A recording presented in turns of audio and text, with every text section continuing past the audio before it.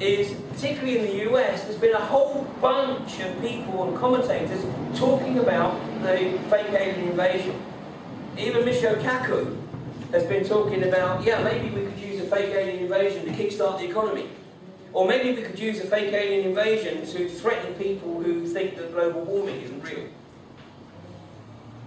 So what we've seen is a whole bunch of articles talking about the fake alien invasion, which is, you know, really perhaps part of the mindscaping again. This is that wonderful poster in London, secure beneath the watchful eyes.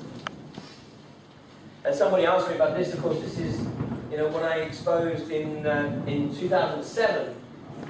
But you know, here we have the very clear statement that the London 2012 Olympics are the Zion Olympics. If you haven't seen that before, then and you want to see the full presentation, it's in a DVD called Fool Me Once from the middle of 2007. But I mean, you know, the fake alien invasion thing is not original. I mean, it's been being talked about from that document, the right-wing think tank document produced in the 1960s. Werner von Braun was talking about it in 1974. He said that, you know, the last card that these guys play to establish their global government will be the fake alien invasion. And then there's this superb book. It's Behold a Pale Horse by William Cooper, which he wrote in 1990. And in that book, Bill Cooper makes this observation. He says, can you imagine what would happen if Los Angeles is hit with a 9.0 quake, New York City is destroyed by a terrorist-planted atomic bomb, World War III breaks out in the Middle East, the banks and the stock markets collapse, extraterrestrials land on the White House lawn, food disappears from the markets, some people disappear, the Messiah presents himself to the world, all in a very short period of time. Do you want to start ticking them off? He continues, he says, can you imagine the world power structure can and will, if necessary, make some or all of these things happen to bring about their new world order? And he was writing that in 1991. Of course, it was the 11th of September 1991 that George W. Bush gave his infamous New World Order speech. When we're successful, and we will be, smug bastard. And then, of course, Gordon Brown, the phrase New World Order just rolled off his tongue. He mentioned it for the first time in the speech he gave in India on January 2007, 2008, 2007. And on May the 15th of that year, he gave a speech to the Confederation of British Industry. And in that speech, he uses the phrase New World Order, or a version of it, no less than 17 times. It just rolls off the tongue. Superb book. Bill Cooper was assassinated on November the 6th, 2001 by the Arizona State Police for supposedly resisting arrest, but more likely because he'd accurately predicted what was about to happen on 9/11. And he was starting to draw people's attention to the fact that he had predicted exactly what was going to happen. He hadn't got the date necessarily right, but he knew it was coming. Anyway, November the 6th, 2001, he was assassinated. But something's about to kick in, literally in the next few weeks. And we're about to enter a period of massive solar activity. And some of you will know that in addition to my research in deep geopolitics, also for the past 15 years, I've also been researching the knowledge and the wisdom that's held, retained by the indigenous peoples around the planet. In fact, in the 6 months prior to 9/11, I was in Central America studying Mayan mythology and Mayan cosmology, and last year I went to Peru to spend some time with the Quero, a group of people that came out of the high Andes just 40 odd years ago. Everybody thought they'd been murdered by the conquistadors 400 years ago, because they'd been chased into the mountains and the conquistadors came out and the Quero didn't. The Quero had been living at 16,500 feet in the high Andes. And they came out in the early 1960s. The reason they came out, they said, was because they had some information that they felt they needed to share with the people of the lower world. What's anybody doing below 16,500 feet? With the people of the lower world at this time. And one of the key elements of what they wanted to share was that in the period between October of 2011 and May of 2013, this massive solar activity that's going to kick in will totally change the way in which we live. It's totally going to change the way in which we relate to the world around us. If you Google solar storms and NASA, what you'll find is that the head of NASA earlier this year put out a video broadcast, all NASA employees, encouraging the NASA employees to think very carefully about how they and their families will deal with a situation where everything crashed, where the phone systems crashed, the ATM systems crashed, maybe even automobiles stopped working. Now this is a NASA, and this is not a spoof, this is a genuine management statement to NASA employees.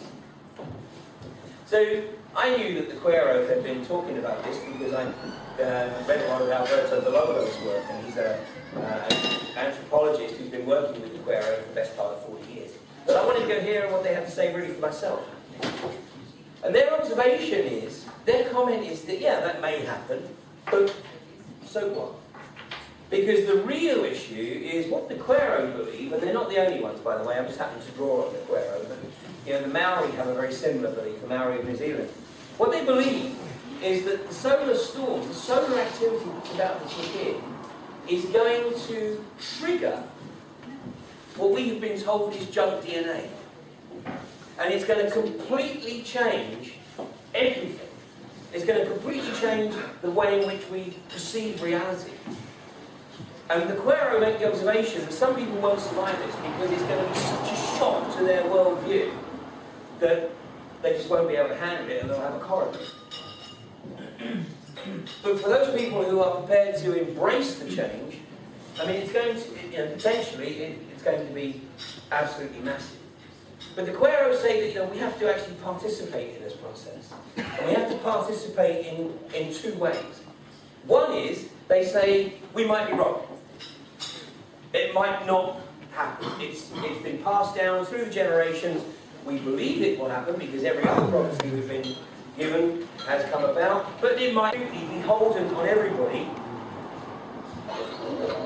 It's absolutely beholden on everybody to work as though the change wasn't going to happen. So we've got to actively participate in trying to bring about the changes that we feel we want to see, assuming that we're just going to carry on down this existing paradigm. We can't just sit back and say, well, actually, I'm just going to sit around and wait for solar storms.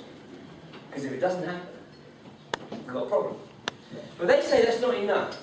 The other thing that we have to do to contribute to this process is that we have to visualize, they use the word dream, direct translation, but visualize is, I think, really what they're really getting at.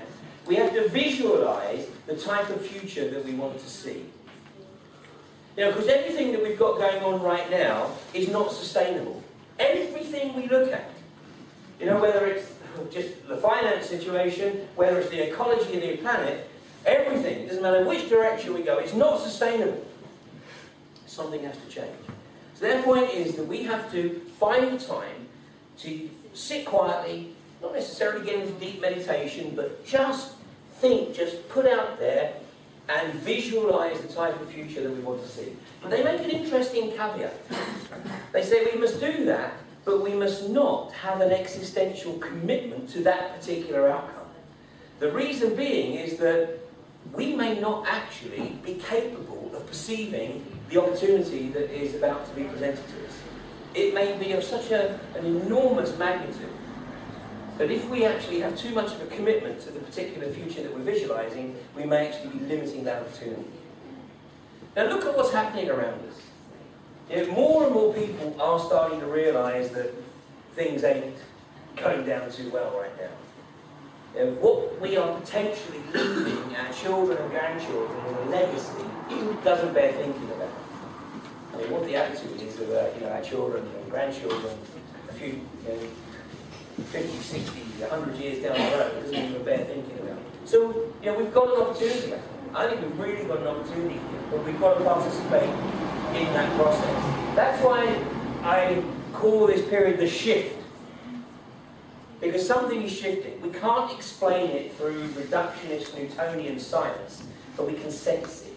And most of us, we might experience it in different ways, but we're all experiencing things that can't be explained by reductionist Newtonian science. That's part of the change. It's part of what the Quero are talking about. It's not necessarily going to happen overnight. It's a gradual process. We might experience something we can't explain, we shrug it off. Then it happens again. Then we think it's a remarkable coincidence because it happened 3 times. Well, you know, maybe it's an opportunity. Think about how we can use that. Rudolf Steiner, 100 years ago, nearly, said, "He who would create the new must be able to endure the passing of the old in full tranquility."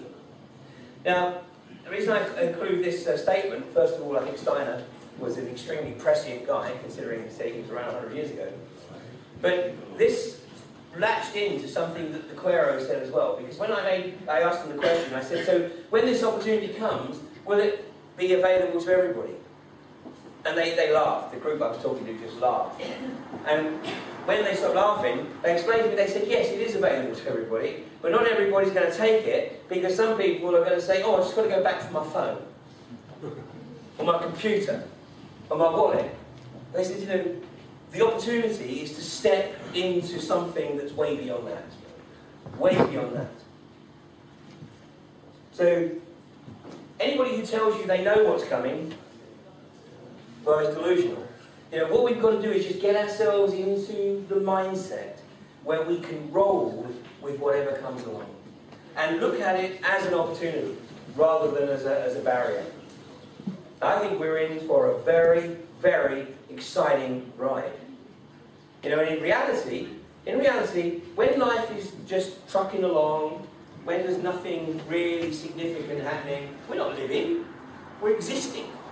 It's only when the shift really hits the fan, you know, when something comes along and smacks us around the side of the face, whether it's, you know, relationship issues, financial issues, career issues, health issues, when we actually have to really step a walk, you know, and actually got to reflect on what's going on around us and along with our life, that's when we're starting to live.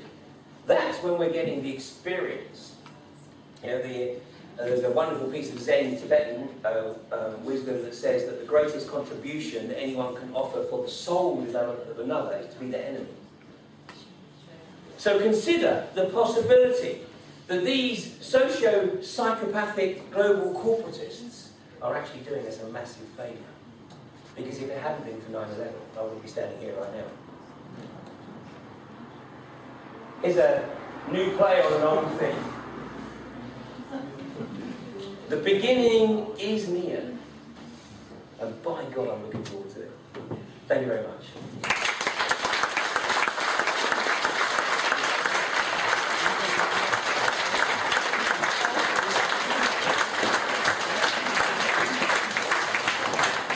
Even though Sarah Jane is leaving Birkenhead, hopefully I'll get the opportunity to come back and we'll see where we've come from, see where we're going.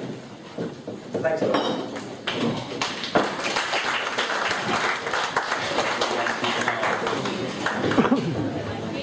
Thank you, Ian, very much. Testimony to Ian is that he has actually achieved 5,000 Facebook friends recently. What do you think about that, Ian? You've done a second page, so is it Ian Crane too? No, it's just Ian Crane. It's just Ian Crane again.